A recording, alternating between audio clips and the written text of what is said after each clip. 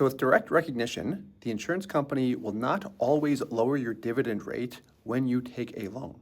You still receive dividends on your entire cash value.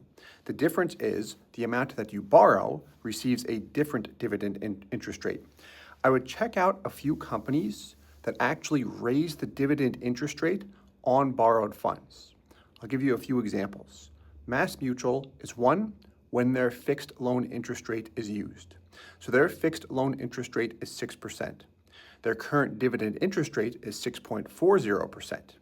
If you were to run an illustration, for example, with the fixed loan rate, and when you take a loan, what you will notice is that your dividend on your entire cash value is higher. So if you compared an illustration with paying money in and just letting it sit and grow versus borrowing and then repaying, you would see more cash value in the example where you took a loan and then repaid it.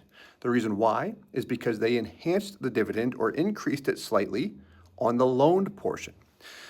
Some Guardian contracts, particularly older ones that have fixed loan interest rates of 8% and also fixed loan interest rates of 6%, have a similar practice. What I've seen Guardian do with those contracts, and I have contracts personally where I've seen them do this consistently over the years, is they apply a dividend rate that is equal to the fixed loan interest rate. So for example, in 2025, Guardian's dividend interest rate is 6.10%. If I take one of my old policies with an 8% fixed loan interest rate, if I take a $10,000 loan against that policy, the $10,000 that I borrowed will still get a dividend, even though it's direct recognition, but it will get an 8% dividend. So what I'll notice is that the dividend applied to that 10 grand is much higher, which enhances my overall dividend.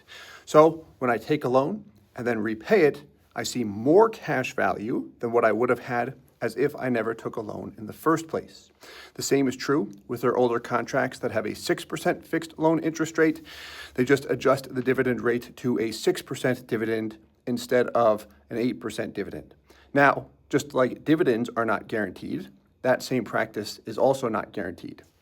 But I like to reference those examples. There are others. Some older Northwestern Mutual policies did the same.